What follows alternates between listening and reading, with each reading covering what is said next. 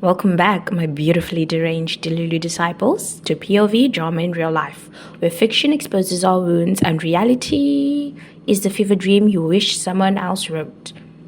Some men don't love you, they study you, and then they perform. This is for the women who thought they were cherished, when really they were just a damn stage. Today we're dissecting a show that didn't just hurt me.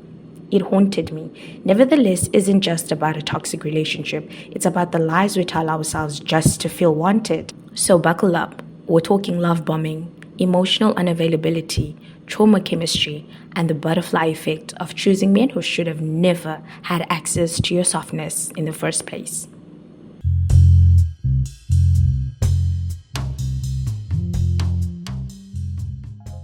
Character rundown. Meet the fucking chaos crew.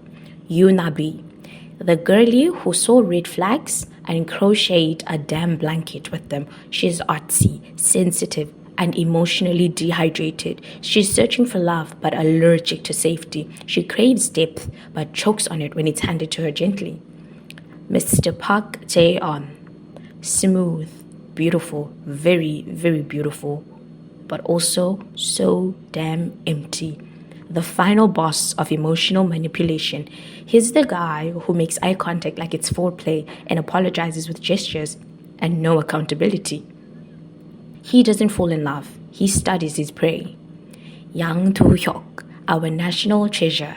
Safe, soft. He's the what if we always ignore until it's too late. He doesn't cause chaos, and so he's labeled forgettable. He's not forgettable. He's just not triggering. Or Bitna, the literal female version of Jae-eon. She plays push and pull with Kyu-hyun like it's a game. The moment he pulls away, suddenly she has feelings for him. Toxic, but in black and pink. Kyu-hyun, the human embodiment of warmth. Romantic with no off switch. Soft masculinity incarnate. But Bitna keeps him hanging until she feels insecure. We hate it here.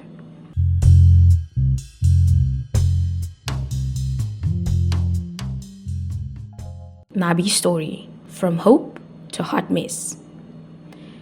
Nabi walks in wounded, heart freshly chewed up. You can practically see the word abandonment tattooed on her aura. So when Jae-eon floats in, all eye contact and quiet charm, her nervous system registers danger, but her loneliness interprets it as desire.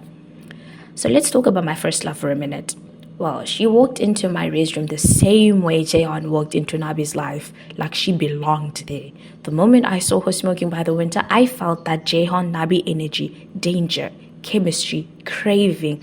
I didn't want a relationship. I was in my whole era, honestly. But she never left. She bought lunch. She stayed the whole day, said she was leaving for town the next day. Hook, line, fucking sink me. We talked, we clicked. She left. And my heart? Already branded. She'd confess, I'd pull back. Then I'd confess, and she'd ghost me. She gave me attention, then called me by her ex's name when she was drunk.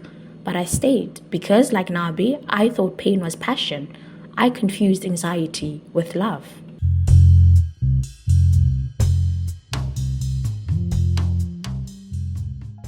Love Bombing 101, featuring my first love. My second ex, love bombing master, and our one and only Mr. Park Jae-eon. Jae-eon didn't fall in love with Nabi. He targeted her. From day one, he gave her intimacy without commitment, art without assurance, affection without words. He gave her everything except clarity. And that's what my first love did. She poured into me, then pulled away, gave me enough to crave her, never enough to keep her. It was a relationship built on the illusion of connection. Then comes the sculpture scene. Jae-eon built Nabi. He molded her, captured her essence in wire and black wings. But he couldn't say I love you. And that's the thing about people like him. They curate devotion without giving commitment. They'll carve you into art before they claim you as theirs. My second is Love Bombing Master. That's the name I've decided to give him. He gave me gifts, time, affection, but he never once respected my boundaries.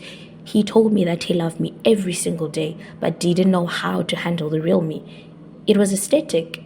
It was control disguised as romance.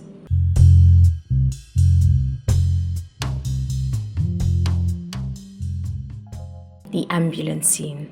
Was it drama or was it devotion? Now let's talk about the scene. This is the scene that actually pissed me off. Besides this drama being very triggering to me because I watched it immediately after the breakup I had with my first love, this is the scene that was the most triggering. So Jae-eon panics when Nabi doesn't answer her phone and he thinks something bad had happened to her. He calls an ambulance. He calls everybody, the police. He's shaking. And then for a moment, you kind of like, oh my goodness, he cares. But then in the back of your mind, that tiny little voice is like, does he? When Nabi comes back, he almost looks kind of embarrassed. He is relieved, but there's a bit of an embarrassment to it. And it reminded me of my ex, the one who called me her girlfriend to other people but never to me, who flirted with the idea of us but always kept the door open for her ex. She said one thing but did the exact opposite.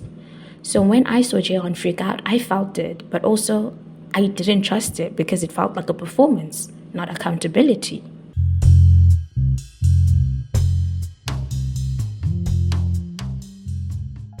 Butterflies, names, and the spiritual trap.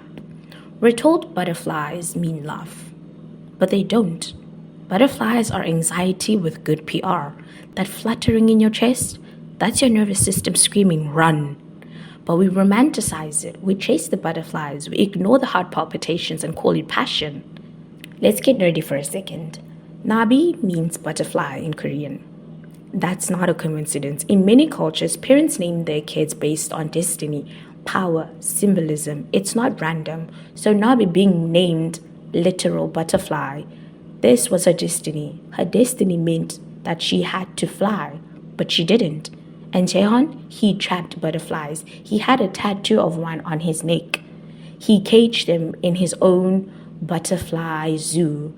He wanted to be near beauty, but not honor it. He performed freedom, but never lived it. Even when he set the butterflies free, it wasn't growth. It was a grand gesture, the bare minimum after emotional destruction. At the end, when the girls flirt with him and he just smiles, that's all you need to know. Men who don't say what you mean to them do not deserve your softness.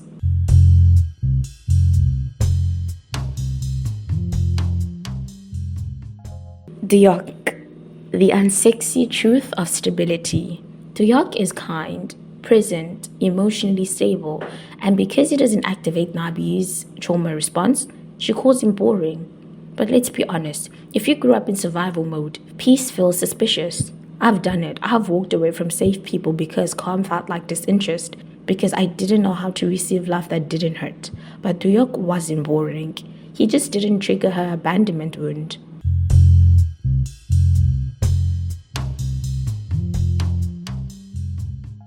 Bitna and Kyu-hyun, soft boys and sabotage. Every time I think about her, I get annoyed. And every time I think about him, I just want to go down on my knees and just apologize to him because he deserved so damn much more than what he got in the show. Bitna did not love Kyu-hyun. She kept him around as a backup plan. She didn't want him, but she couldn't stand the idea of someone else having him. That's not romance, people. That's emotional hoarding. And if you say, oh no, maybe she had feelings for him, but it took her a while to realize them. And maybe sometimes to realize you have feelings for someone, an external factor needs to come in and trigger them for you. That's absolute bull. If you love someone, you will do everything and anything in your soul to let them know that you love them. If the roles were reversed, everybody would have said that Kyu-hyun was toxic from the beginning if he was the one keeping Bitna on a string. If he was the one who didn't let Bitna go out and have fun, everybody would have been like, that's toxic. But the moment it's a woman, everybody said, no, she just didn't know that she loved him. She just had to realize her feelings for him. Oh, come on. Let's be clear, people. Women can be toxic too. We string along good people while craving chaos. Not because we're evil, but because we don't trust the softness will stay. And because we don't trust it, doesn't mean we have the power to inflict pain on others simply because we have trust issues. If you do not trust the softness will stay, let go of it. I've always hated the saying where they said, if you love someone truly, then you have to let them go, because I thought that was stupid. If I love you, I will keep you in a cage in my basement because you're mine. You get me? But seeing this couple, it actually opened my eyes in the sense of, if you truly love someone, you wouldn't want to inflict pain on them. You wouldn't want to hurt them, even if it's intentional or unintentional. So in order for you to not be the source of their pain, you would have to let them go. And not letting them go and choosing to stay with them, knowing damn well you're not good for them, knowing damn well you're going to hurt them, that is a form of narcissism. You are letting your ego be in charge. That is not you loving from a mature and peaceful soul. That is you loving that person from the ego. It's not a matter of, I love this person. It's a matter of, I have to show this person that I own them. And that kind of possessiveness is not love. So, yeah. Bitna, I do not like her one bit. And that entire dynamic they had was really, really distasteful. Kyu-hyun deserved so much better than her.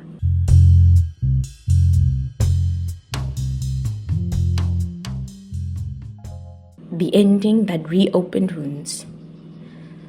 She chooses Jae-eon.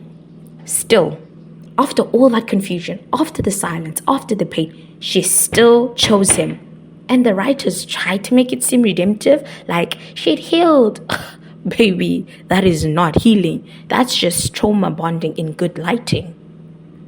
I hated it because I've done it before. I have gone back multiple times. I have chosen the chaos on so many occasions. I mistook chemistry for fate. Thought spiraling meant passion. Love doesn't make you spin out. Love makes you feel safe. Always.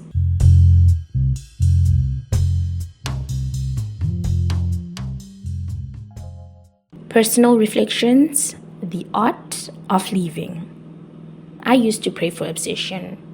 I used to pray for someone who would worship me, be at my beck and call no matter what.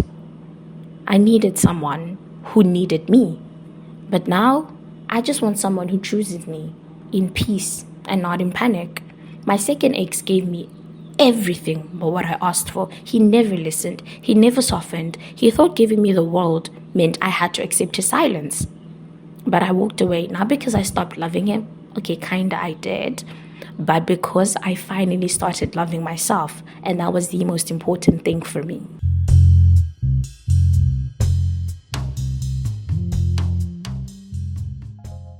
Let's spiral, but softly.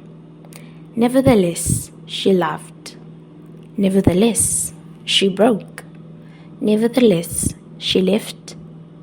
Nevertheless, she healed. To my disciples, did you ever chase the butterflies and quit love? Did you mistake emotional chaos for destiny? Tell me your story, spiral with me, and then let's heal together. Follow, spiral, repeat. And if you're ready to spiritually detox your dating history, join me on Ko-Fi. That's where the juicy stuff lives, the unhinged spirals, the closure you didn't get.